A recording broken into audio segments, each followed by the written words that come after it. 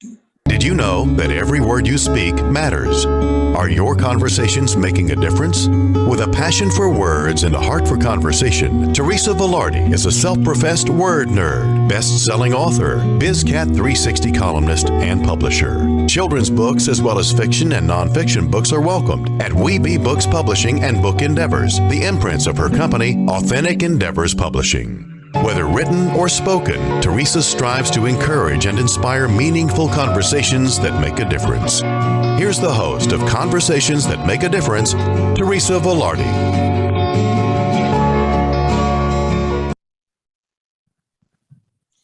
Hello, everyone, and welcome to another edition of Conversations That Make a Difference. I am Teresa Velardi, and I'm excited to have you here with me this afternoon on Dreamvisions 7 Radio Network. And you can watch us live every first and third Tuesday at 5 p.m. Eastern Time. And you can just go to Dreamvisions 7 Radio Network and be part of the conversation by clicking on YouTube Live. And we have people in the chat room who will gladly pass along any questions that you may have. And you can also call in to 646-558-8656 and press star 9 to raise your hand. So today, as you know, we have Lily Sanders with us today, and I'm excited to welcome her in just a minute. But as you know, we start with a prayer. So we're going to start with the serenity prayer. This world needs prayer today. So God, grant me the serenity to accept the things I cannot change, the courage to change the things I can, and the wisdom to know the difference. And it is by God's grace that we are indeed fabulous, blessed, highly favored, living in our greatness with passion and purpose, using our gifts and talents and making a difference in the lives of others.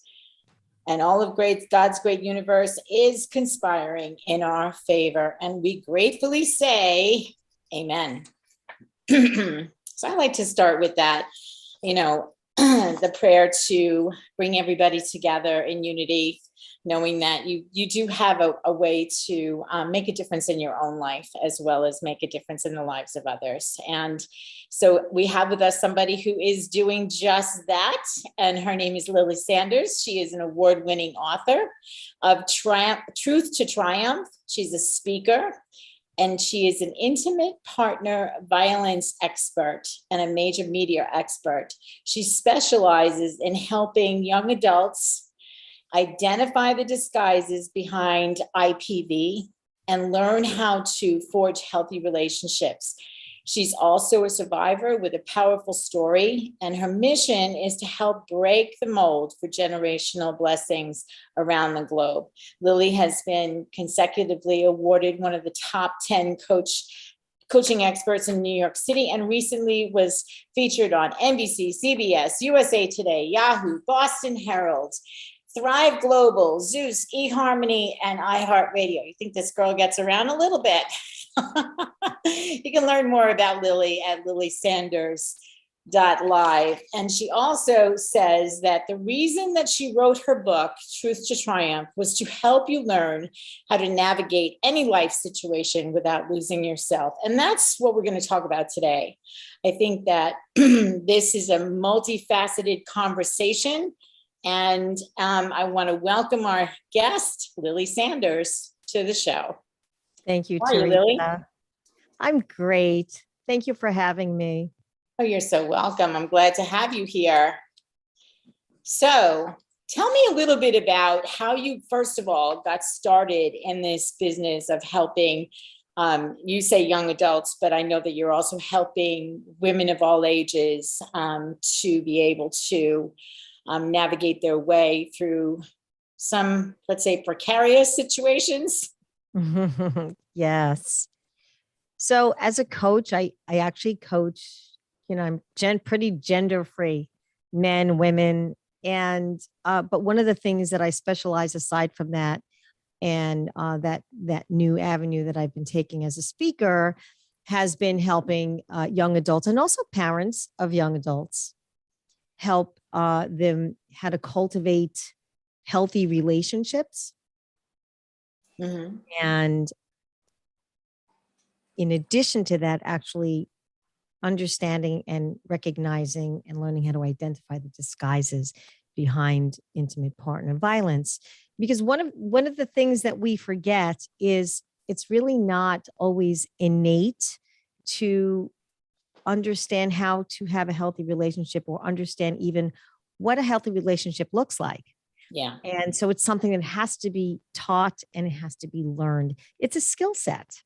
And that's basically what started it, was just my past experience with domestic violence, which now across the board, it started in New York. It is now considered, it's kind of been renamed as intimate partner violence, because we know now that it's not something that's just domestic. It's not something that's personal. In fact, it's not a private matter at all. It has bleeded into our communities, our schools, our universities, the workspace. And we know this, right? So that's pretty much how I started with that. And to be honest, it's really all about coming down to understanding what a healthy relationship is, how to have that healthy relationship, beginning with yourself. Right. Yeah, I love that. Beginning with yourself. I know a lot of people, I know a lot of times this situation, and correct me if I'm wrong, because I'm not an expert in this field. I do have my own experience, as you well know. And I believe that if you don't have that healthy relationship with yourself, if you don't love who you are, who you were created to be, you will always look for the parts of you that are missing outside yourself. And they could show up in a relationship that could lead to intimate partner violence, domestic violence, other things. So let's talk a little bit about some of the things that most people find themselves maybe missing within themselves. And what is it about the partners that they get involved with? What are some of the things that draw them in to those relationships, those unhealthy relationships? Right. Well, it's interesting what you said, and you're right. In fact, I just spoke at a huge event on human rights in New York City at the Roosevelt House, which was at Hunter College. And one of the questions was posed that led me into really speaking about the actual fact that it comes down to someone not believing or not seeing themselves as valuable. And what do I mean by that? What I mean is that we are raised typically by mom and dad or grandma, grandpa, and they're raised by their parents, and they're raised by their parents in the past, in generations past, to seek validation from others, from other things, from people, from mom, from dad, from teachers, from professors, from our teachers, and even down to the way what we're wearing, what we look like. So we're always taught to seek validation in other people. And the problem with that is that we don't seek that validation in ourselves. So we wind up losing little by little our self-worth.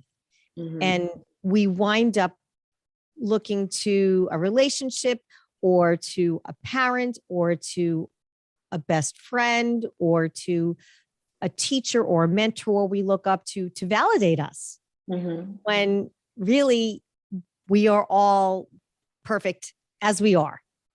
It doesn't matter what we achieve, what we don't achieve, what we are good at, what we're not good at. It really doesn't matter. And so what I was discussing last week was that a perpetrator, they are really masterful at sniffing out that little nano space in someone's mind and heart that is seeking validation.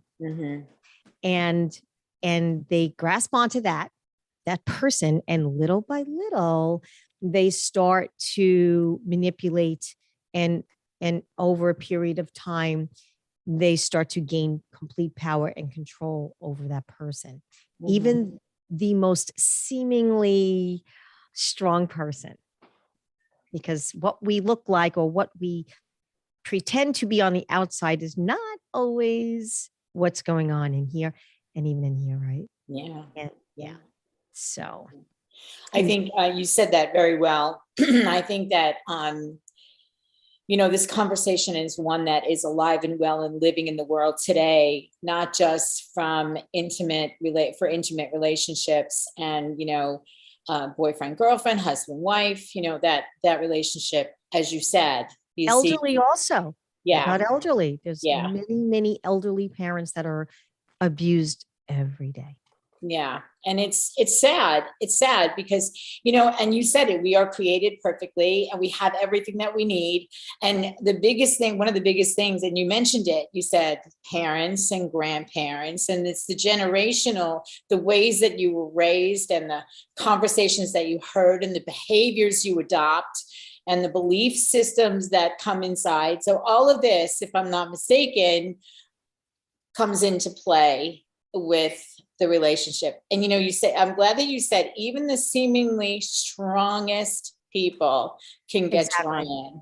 Mm-hmm. What are some of the characteristics of people who are on the other side of that relationship, where someone who is strong, for lack of a better word, actually gets drawn into these types of situations? Mm-hmm. So I could give myself as an example. I can give many people, but I can only speak for myself and for what I have observed and people that I have also spoken to and even discussed in my book, Truth to Triumph. And one of those characteristics is, yes, they're strong people, but they have a very, very open and soft heart.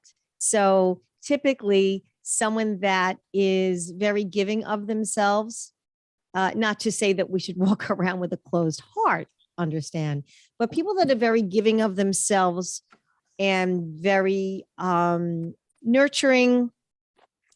And also, I'm going to use the word submissive. And I think your audience, Teresa, will understand and relate, because as I understand it, you do have a lot of women of faith in your audience. And it's really, really important to know that there is a huge gap that is not filled in congregations, in the churches and in synagogues and any religious sectors, because many times they are taught to be quote unquote submissive. Mm-hmm. What does that really mean? Right? Mm-hmm. It doesn't mean that you should be abused.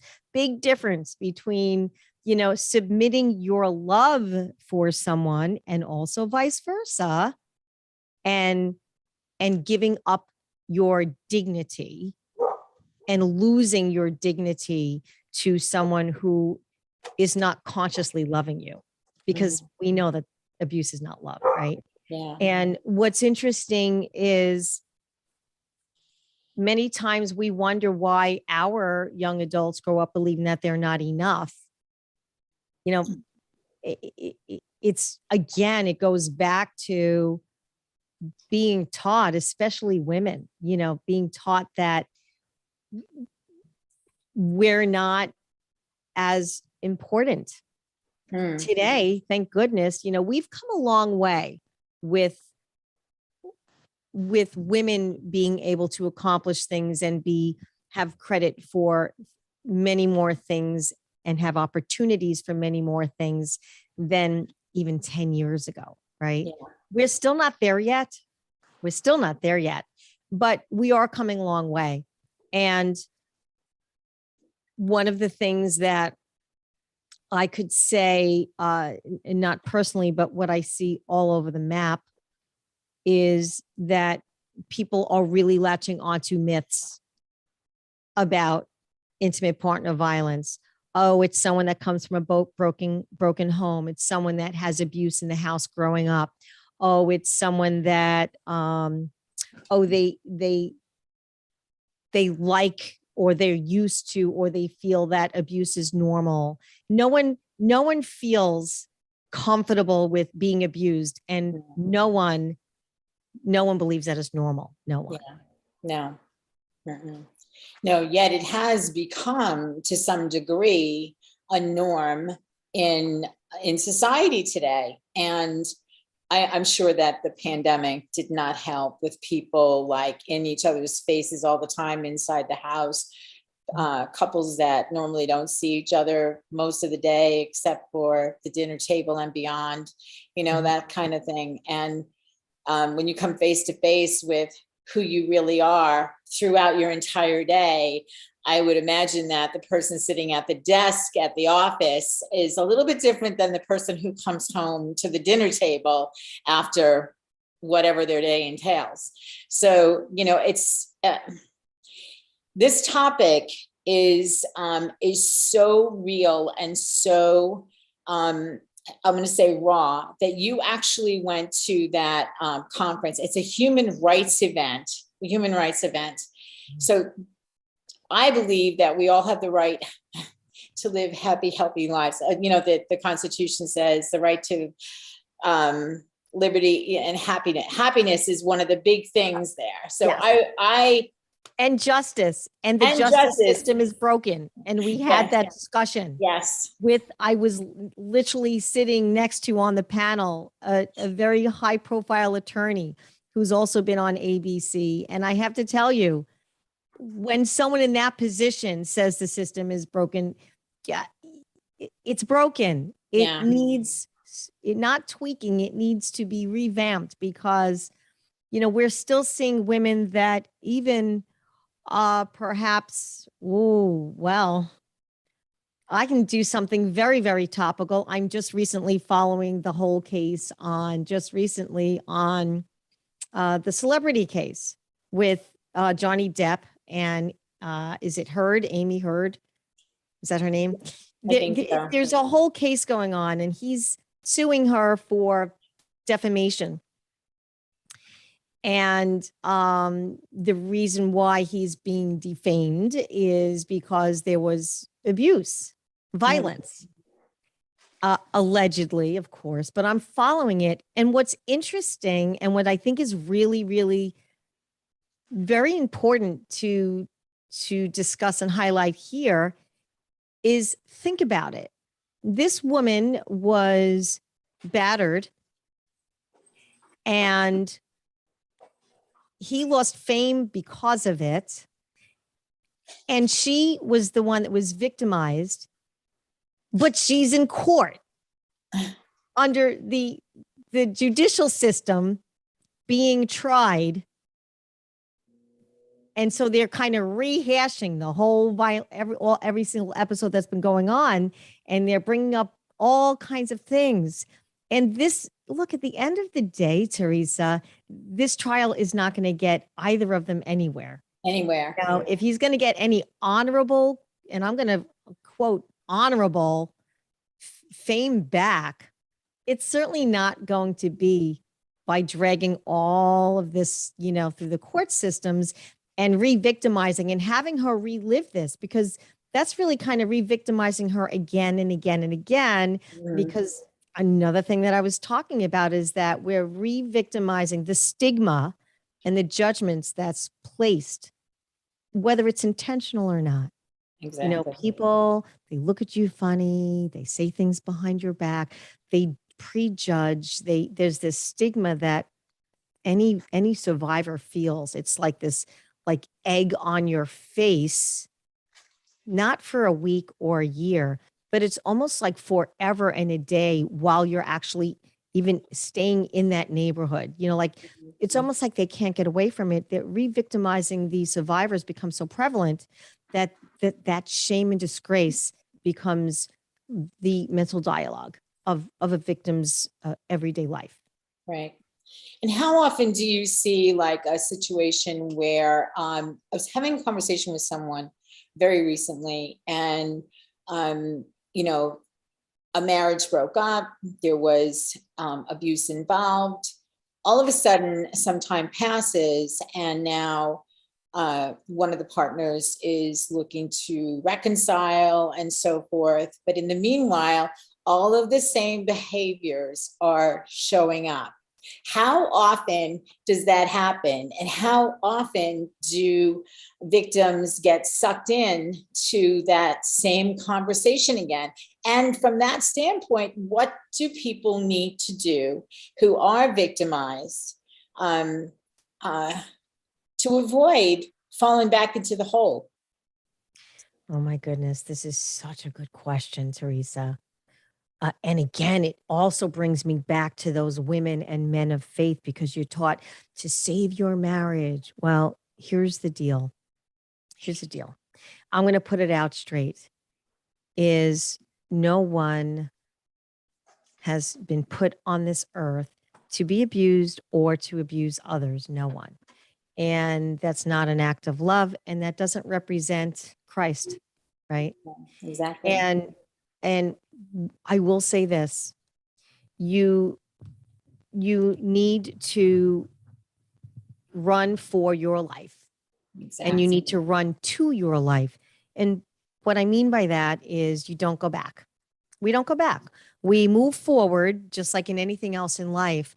And the trap is that a victim will feel sorry because the perpetrator, again, is a master at manipulating.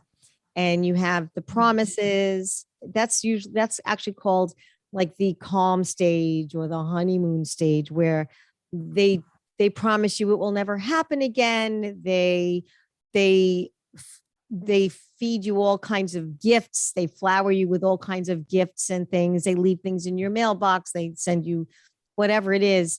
And for that nanosecond, there is a piece in a lot of victims' hearts that feel that, well, maybe he will change, or maybe he has changed. And that's the trap. And what I would say to anyone listening is, if you think for a second that someone that has had this probably in their DNA for most all of their life, if you think that they changed in a month, even a year, or even 5 years, I would say probably not. And if they have, move on, because that experience in your life you had, and now it's time for you to move forward.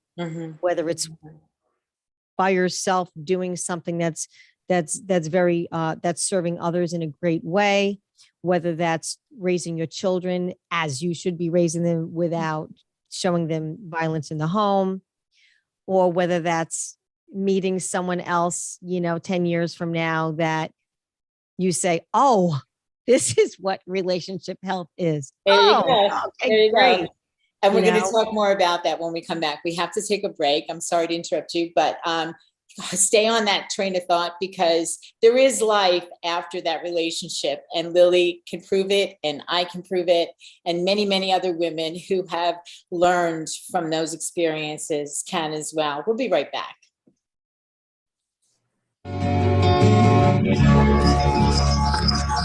What if dreams could diagnose your life? What if we could meet the love of our life in dreams? Join host Kat O'Keefe Canavas, the #1 internationally best-selling author of Dreams That Can Save Your Life, written with Duke University medical doctor Larry Burke. Dreaming Healing is where we'll explore dreams, research, and interpret dreams from you, the caller. Dreaming Healing shows can be heard every Tuesday at 9 a.m. and 9 p.m. Eastern, with live shows on the first and third evenings at 9 p.m. Eastern, 6 p.m. Pacific Time on syndicated Dreamvisions 7 Radio Network. Come live your dreams out loud with Kat. Are miracles real? Can you move from mayhem to miracles? 30 prominent authors say yes as they share their high fives and down lows of challenges, abuse, addiction, and love. Experience hope, the magic elixir of miracles, through the personal stories of New York Times bestselling authors James Redfield, Dr. Bernie Siegel, Sister Jenna, Reverend Temple Hayes, and many more. If you like bestsellers, chaos to clarity, and crappy to happy, you'll love crying and laughing through mayhem to miracles. Sacred stories of transformational hope. Available now on Amazon and in bookstores worldwide. Omega Institute, offering workshops, retreats, and online learning dedicated to awakening the best in the human spirit. For over 40 years, Omega has seen more than 1 million people come through its doors to grow, learn, and find a greater sense of purpose. With over 350 workshops to choose from, Omega offers something for everyone. Located in Rhinebeck, New York, just 90 miles north of New York City, Omega's natural environment and quiet pace allow for extraordinary experiences to unfold. Learn more at eomega.org or call 877-944-2002. Again, 877-944-2002. This is Dreamvisions 7 Radio Network, uniting mankind with universal love. Our shows are created from the heart, bringing each listener to a place of divine enlightenment. Breathe, relax, and enjoy. Let life flow. We're back with Lily Sanders, and we're talking about how to take control of our lives and move on with our lives. You know, before we went to the break, you said something that was really powerful. You said, when we brought up in re-entering a relationship that had gone bad because of abuse, and you said, run for your life and run to your life. Yes. I absolutely love that, because what you're running from will actually free you up to run to the life you were supposed to have. Correct? Correct. Exactly. You got it. 1,000%. In fact, there is something that I talk about. I kind of coined it. It's 7 gateways to triumph. And one of those gateways is freedom, as you just said. And also another one of those gateways is choice. Another one is shift. There's so many options to get to and run to the life that you're supposed to have. And I really mean that when I say supposed to, meaning, again, you know, look, we're all going to experience pain and suffering. We're all going to experience pain. That's just the human condition. Life happens, things happen, and we feel pain. But it's what we do with that pain. That pain can either leverage us into enlightenment, or it could bring us into suffering. We don't want it to bring us into suffering. And so when we're in this relationship that keeps us in suffering mode, you know, that's, you know, you've got to get out. And so let's say that you're out now you're on that pathway to freedom. And I don't necessarily mean freedom from someone else, but I'm talking about freedom that you get in the sense of release. So when you're releasing someone or something or a situation from your life, you let go of the conditioned mind patterns that have been running your life, not just the human that's been running your life, but the conditioned mind patterns that you've been taught from this perpetrator that also has been running your life, the mind. And then you begin to release all the hindrances and restraints that have been stopping you from embracing the true reflection of yourself and your purpose here. Yeah. And we all have one. And we all have the tools to complete whatever that purpose is. And so true. It's, you know, it's so true. It's so funny. Now we're kind of segueing into purpose, but I just want to just tap on that a little bit, Teresa, because you're so keen on, you pick up on things that I say, and I love that. I love having conversation with you. You're like that perfect person to have a conversation, because you listen and then you pick up on things and you speak about it. And one of the things about what you just said with purpose, yes, we all have a purpose, but you know, it's so trending. Who am I? What's my purpose? And I want to find my purpose. Well, what I would put to you, and what I would argue, that everyone's looking to fulfill their purpose, what they want, what they desire, or what they think they are here to do. But what I do with my clients is I shift it and I turn it so that the question really is, what would the universe or God have me give to others? How would the universe or God use me to serve others? Mhm. What would God's purpose for me be here? Mhm. And that changes everything. Yeah. Yeah. And sometimes we get to our purpose through the pain. And, you are a perfect example of that. You get to the purpose through the pain because you are someone who really helps people to find their way out of the pain. And you had to go through it.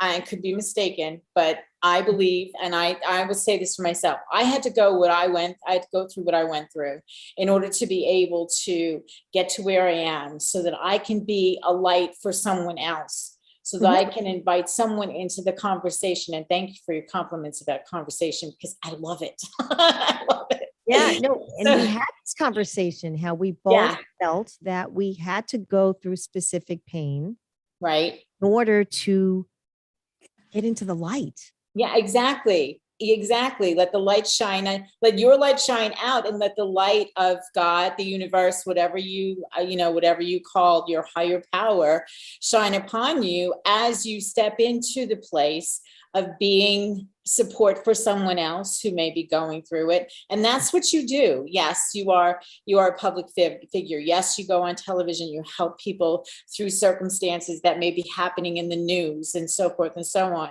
But when it comes right down to it, I know you have an e-course and you just talked about your 7 gateways to triumph, and we'll get a little bit further into that. But, and you also bring up things that are so relevant. And I got a text during the break from someone who talked about, would like to remain anonymous, but said they left the church because their spouse was abusive, and the pastor kept saying, pray for them, they'll change. And they left the church because the church and the community believes they were the reason for the divorce, and obviously, and that they were quote unquote guided by Satan. So the abuser, that's what she's saying. The abuser was no. The abused person was guided by Satan. So, and I want to just tag on this because I relate to this. I was in therapy with my abuser, and we had a bad weekend. And when we went to therapy the next day that we were there, like 2 days later or whatever, and the therapist asked me how things went for the weekend.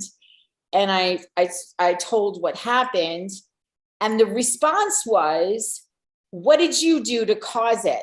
And this is the same situation that is being brought forth in this text that I received. What's your response to those people who are, whether it be the church, whether it be a counselor, whether it be a therapist, a psychologist, somebody, what is your response to those people who are pointing the finger at the abused instead of getting to the bottom of the abuse itself? Yeah. So first, to the person who texted in, yeah, I mean, my heart goes out to you. I understand. First, I would say to the leaders of the church that are saying this, is that they need to get with Christian people like myself. There's got to be more than just me that are out there that can come into the churches and teach on IPV, teach awareness first to the leaders, first to the leaders of the church, second to the congregation, and third to do couples counseling.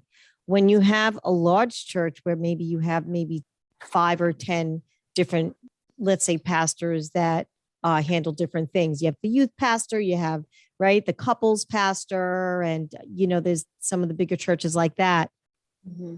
Those sometimes are the hardest ones to find the right guidance, because they're they don't have experience with it.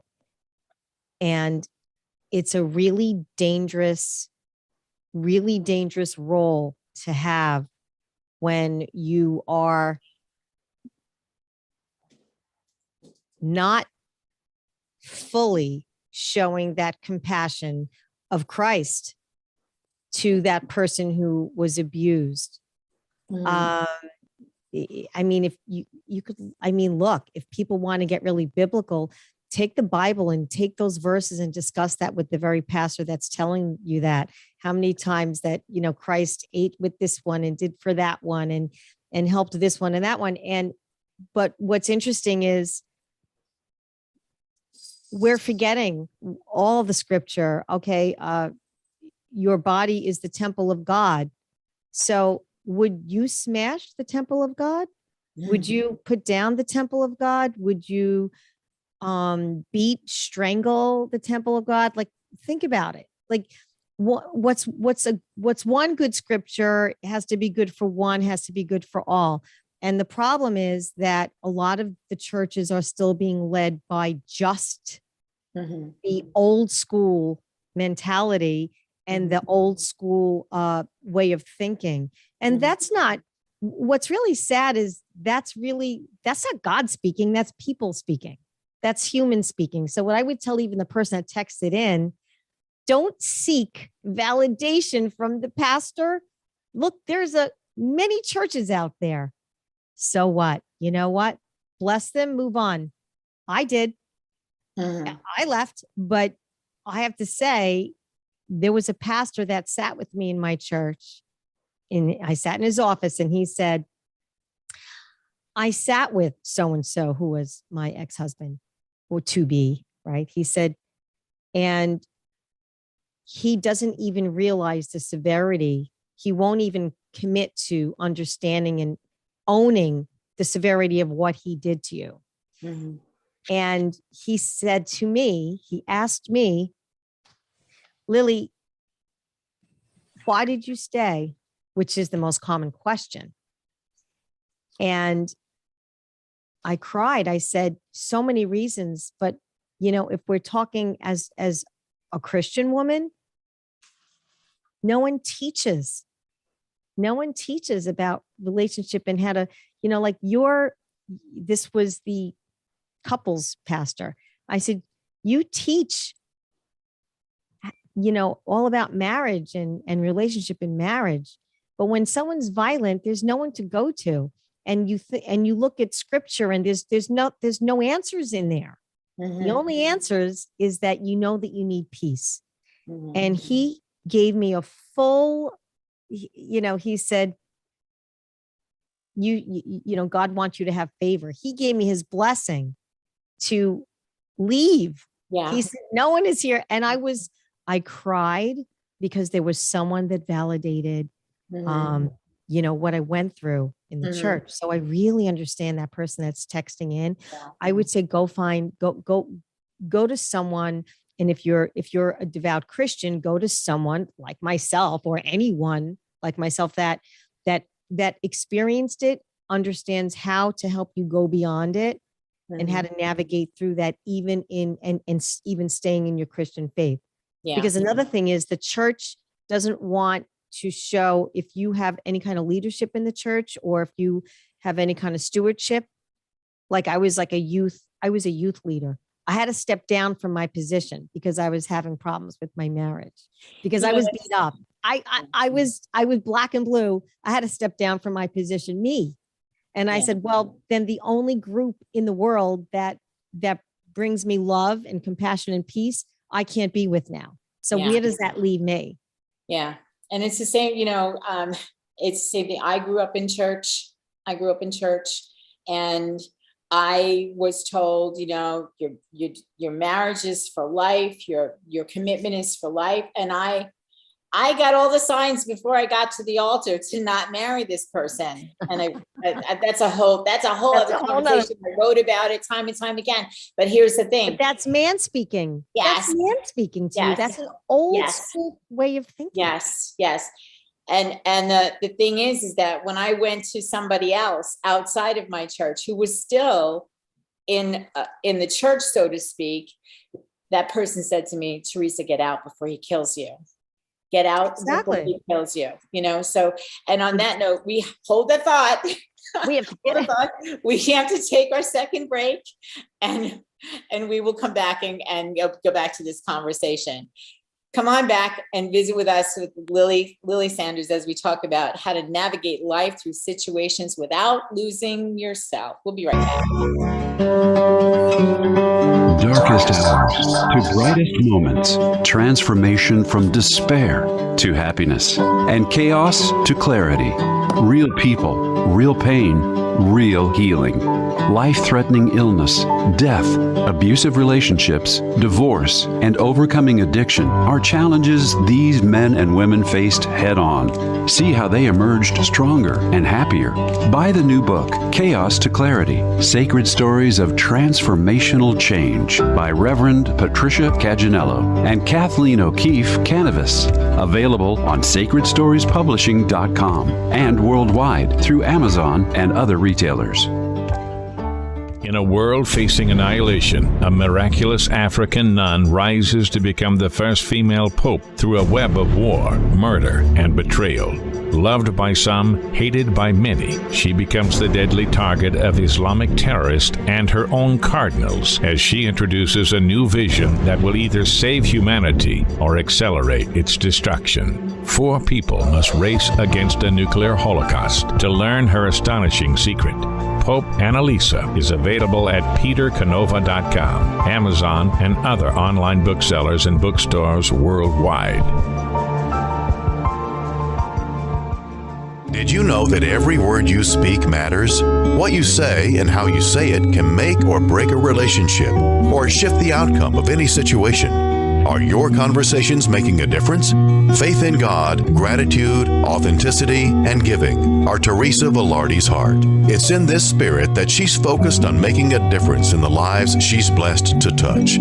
Conversations That Make a Difference is now on syndicated Dreamvisions 7 radio network every Tuesday at 5 a.m. and 5 p.m. Eastern Time, with live call-in shows every first and third Tuesday at 5 p.m. Eastern. Why are we here? How can we be happy? Questions asked from millennials to boomers. Crappy to Happy, Sacred Stories of Transformational Joy answers them using true stories of grit, grace, and love. James Redfield, author of The Celestine Prophecy, wrote in the foreword, "This book is a seminar about emerging truths and offers grounded solutions through the art of the comeback." Dr. Bernie Siegel, a contributing author, wrote, "Bodies die, but spirits and consciousness survive and recycle." So, grab some tissues, open your book, and prepare to cry and laugh till it heals. Crappy to Happy by Reverend Ariel Patricia and Kathleen O'Keefe Canavas. Available from Amazon, Barnes & Noble, and booksellers worldwide. This is Dreamvisions 7 Radio Network, uniting mankind with universal love. Our shows are created from the heart, bringing each listener to a place of divine enlightenment. Breathe, relax, and enjoy. Let life flow.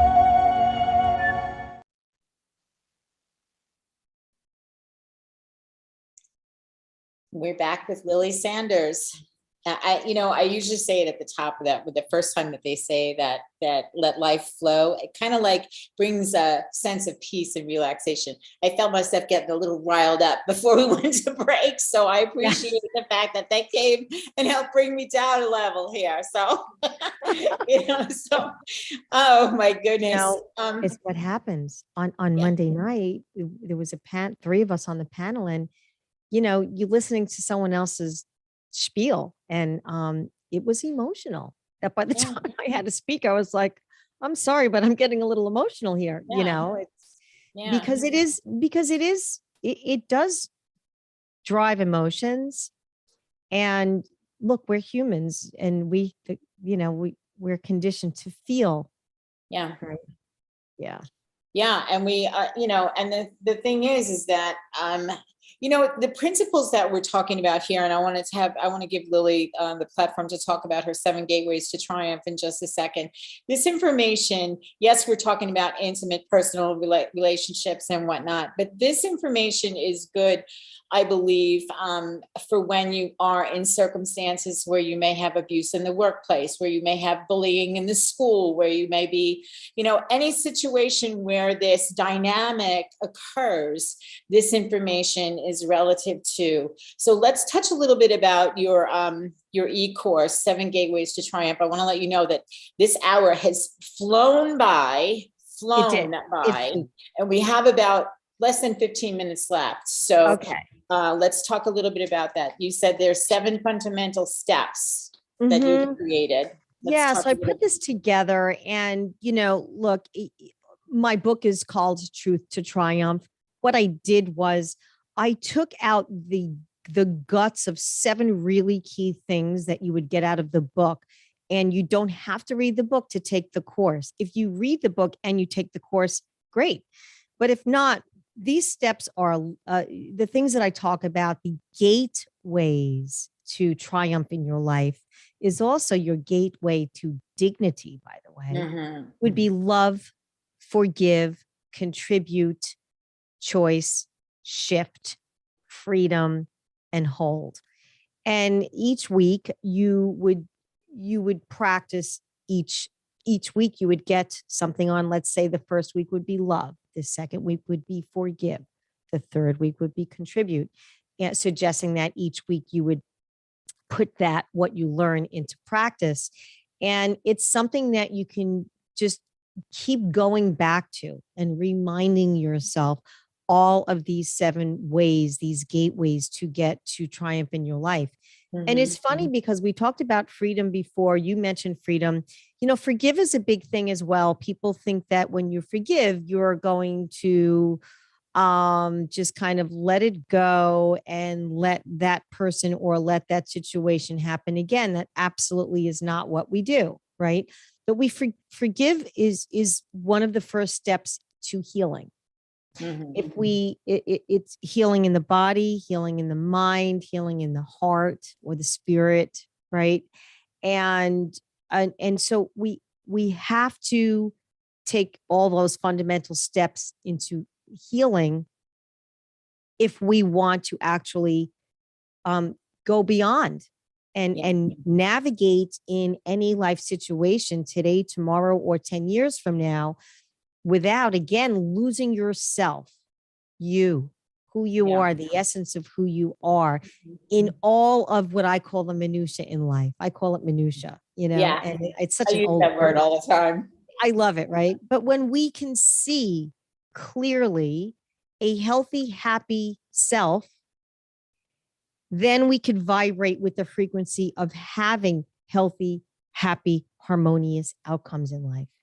And that's the reason why I created the e-book, the e-course, was so that no matter what you're going through, and you brought up a very valid point, this isn't just on, by the way, IPV is not just strangulation.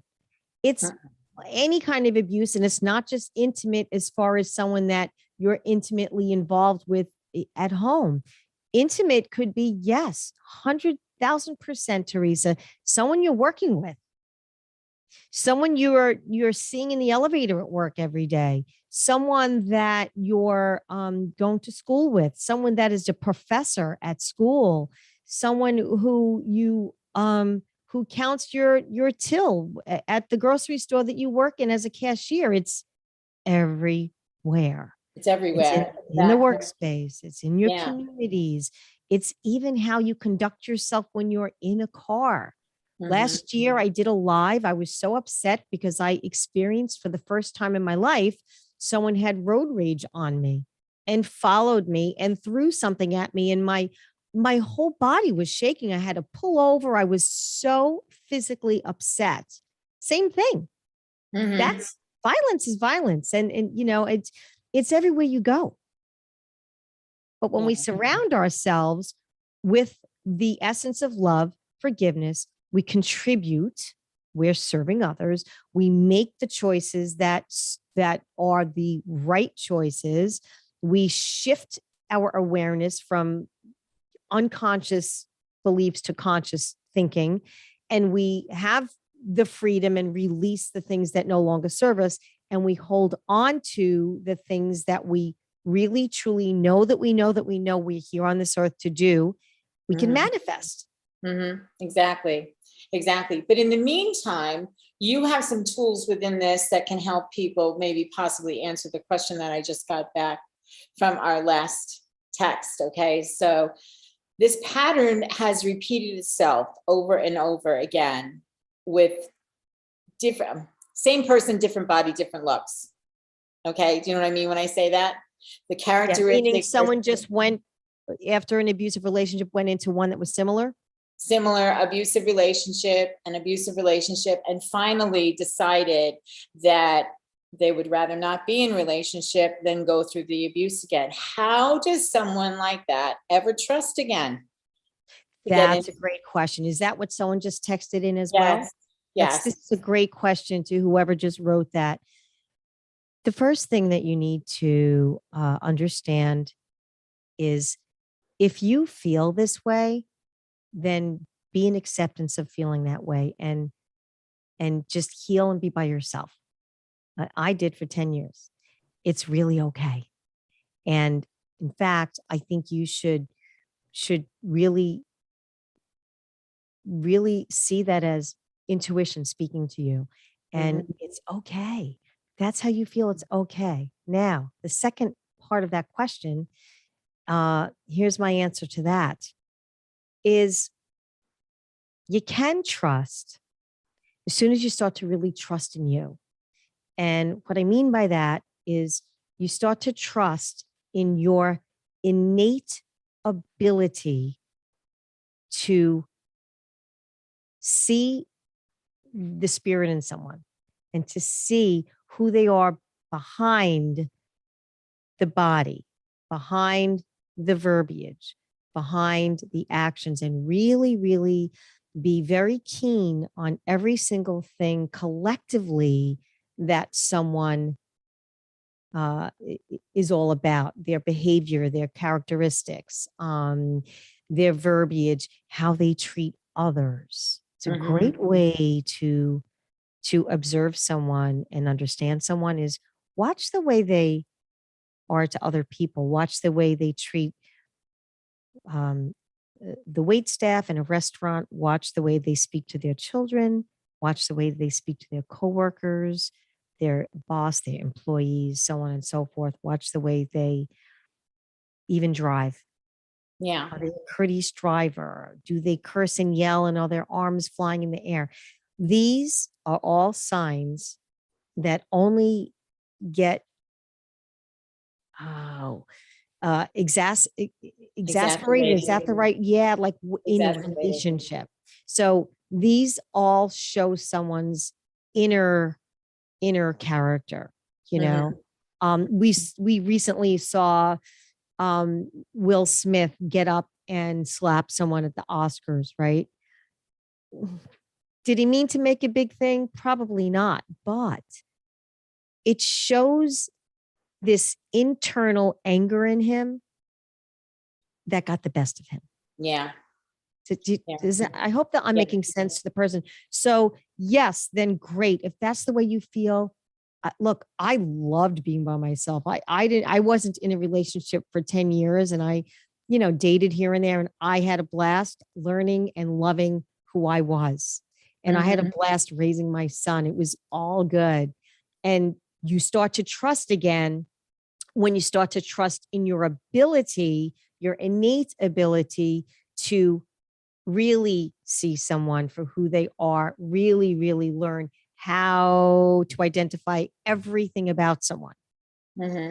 Yeah. And, I like what you said about be like a conscientious observer of the person, because of the fact that I know this statement to be true. How you do anything is how you do everything. You are the common denominator in your life, and how you are with other people will absolutely tell how you are going to be in relationship with someone who you love, want to spend the rest of your life with, whatever the case may be. So I am a firm believer in that how you show up in life is going to determine how you're going to show up in your marriage or your long-term relationship. Lily, I know you have a free gift for our listeners today. Can you tell us a little bit about that? And by the way, the link for this is going to be on the YouTube's description and on the Dreamvisions 7, my page on Dreamvisions 7. So people will be able to get it there. And Great, the link for the Gateways to Triumph.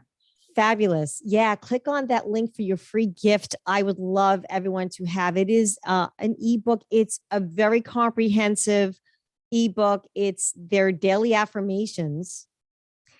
I selected mindfully and heartfully selected 12 affirmations that if you can do this daily and really conquer this, it will change your life.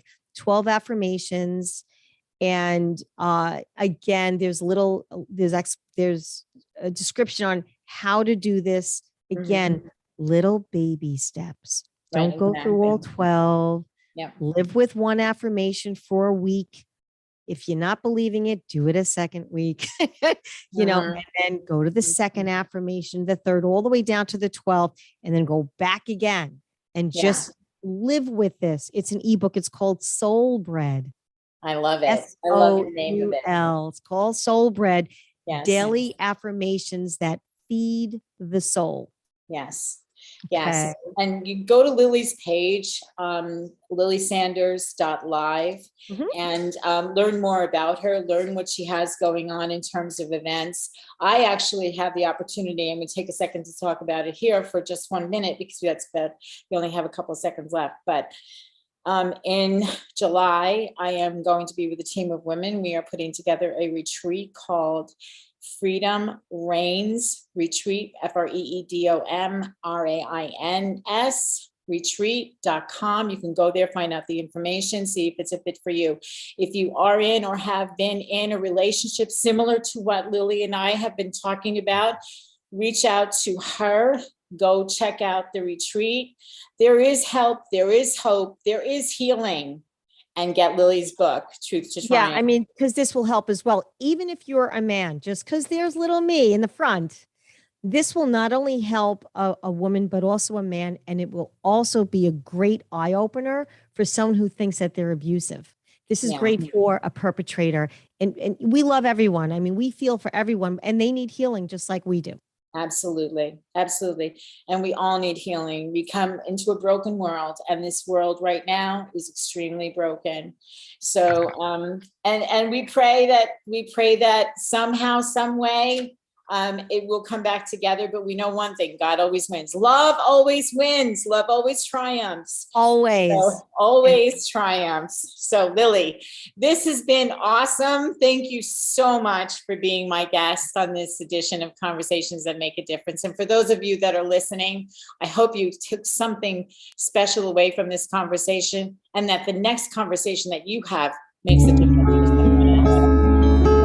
Tune in next time for Conversations That Make a Difference with host Teresa Velardi every Tuesday at 5 a.m. and 5 p.m. Eastern, with live call-in shows every first and third Tuesday on syndicated Dreamvision 7 radio network.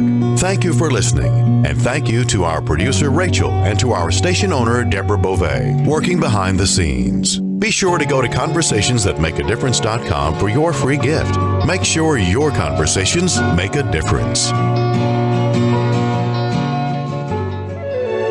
This is Dreamvision 7 Radio Network, uniting mankind with universal love.